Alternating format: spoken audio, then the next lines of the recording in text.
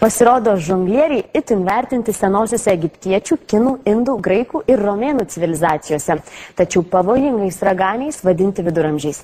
Šiandien žonglierių triukai puošia ne tik cirko pasirodymus, bet tampa neatsiejama vakarėlių ar gatvės gyvenimo dalimi. Visai stringiau žongliruoti mokosi ir lietuviai. Akimirkos iš šių pamokų mūsų žurnalistų reportaže.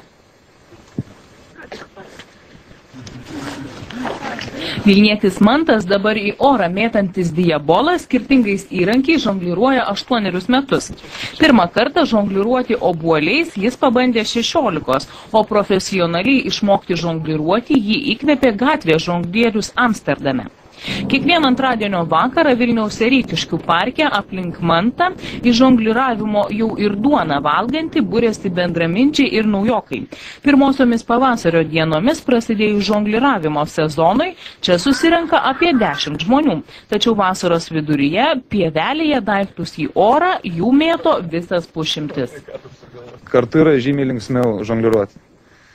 Antras dalykas, tu tikrai kažko tai išmoksti iš kito žmogaus, nes kažką tai kitas žmogus labiau kažkokio tai vienokio žongliravimo būdo įvaldęs geriau yra, kitas kitokį. Ir tu jau kažką tai gali pasimokyti. Tikrai žymiai produktyvesnis gaunasi mokinimasis, tu žymiai daugiau išmoksti. Išmokti ar kitus pamokyti žongliruoti į Sereikiškių parką daugiausiai renkasi jaunimas.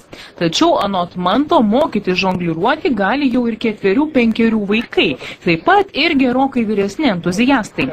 Anot žongliravimo mokytojo, mokytis šio amato netrukdo nei drebančios rankos, nei blogas regėjimas. Nebūtinai žinoma. Tai nebūtinai, kad jau kažką pagalvoja ir iš karto jie nukrenta, bet geriausiai gaunasi žongliruoti, kad tu jau atsipalaiduoja, kaip atsijungi galbūt nuo kažkokių ten tų problemų, kas tave kankina, dar kažką. Bet kiek suprantu, tas susikaupimas turėtų būti maksimalus, ar ne? Koncentracija, ta prasme. Jo, tu vis tiek į tą dalyką turi susikoncentruoti, susikaupti labiau.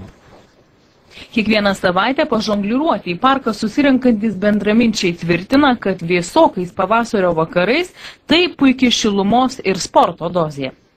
Ar norėtum užaugęs daryti tą patį, ką tavo tėtis, tik tai žongliruoti? Taip. O kodėl? Man patinka žongliruoti. O kodėl tau tai patinka? Nežinau, nes smagu.